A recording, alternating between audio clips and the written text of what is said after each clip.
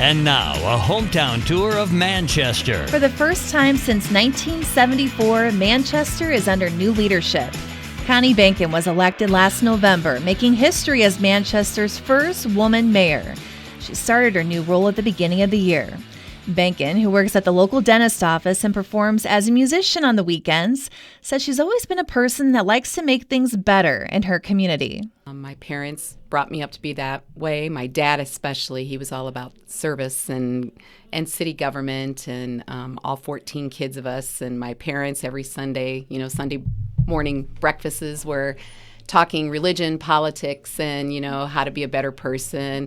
So it's been kind of inbred in us. I mean, my whole family is very much like that. And the man who led the city for the previous 5 decades has had a big influence on her, too. Mayor Milt, he's been a great mentor as a teacher and as our mayor, and just as a public servant for the city of Manchester, Delaware County as a whole. He's very inspiring, and I've learned a lot from him, and not sure if I'll ever be able to quite fill his shoes, but I'm going to do my darndest. He was a good reason and a good person to follow, and I feel very grateful for that. Bankin served on the West Delaware School Board for a while and the Manchester City Council for nearly 3 terms. She says she enjoys the process of learning how things work. And she says so far her new role as mayor has been going well. She says she's always learning. Well, I'm understanding how to run the council meetings a little bit better.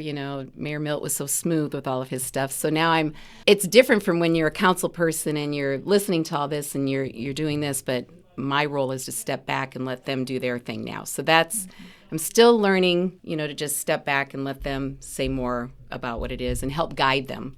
Give them background information if they have a question. So congratulations to our newly elected Linda Schmidt. She has just been awesome coming on. And we have a great council already.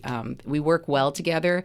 A lot of people seem to think that we all agree on everything, and that's not the case. We have discussions and we talk to constituents, and there is dialogue, but the other thing that people don't always understand is the fact that when we are doing things, it's been going on because it's been budgeted, and we have 5-year and 10-year plans.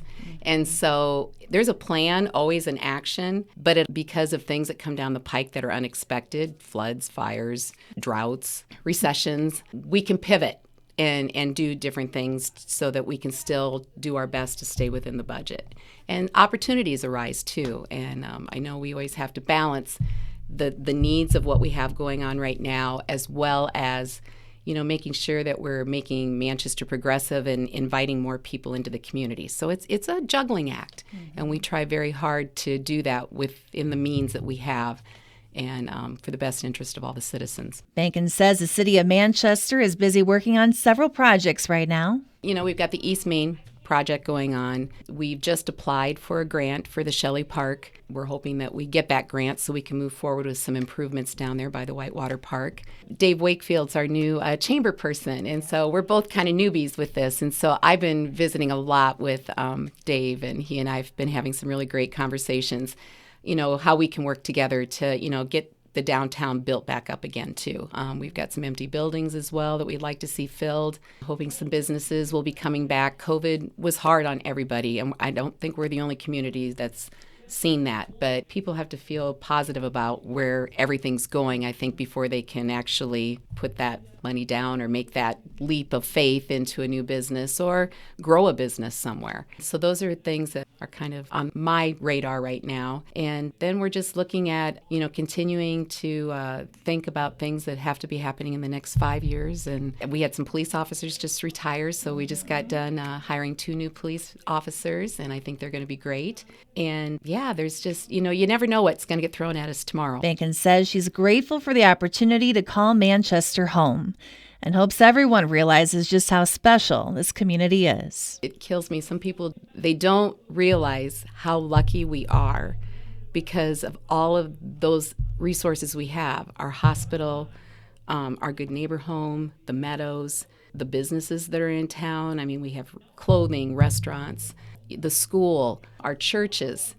And there are so many communities that would just kill to have some of the things that we have here. Our fire department, it's It's just amazing. There's communities our size that don't have a lot of those things. And so I think those are tools that we have in our tool belt that can help us be even more progressive. So, and very appreciative of those things that we do have. With your hometown tour of Manchester on KMCH, I'm Janelle Tucker.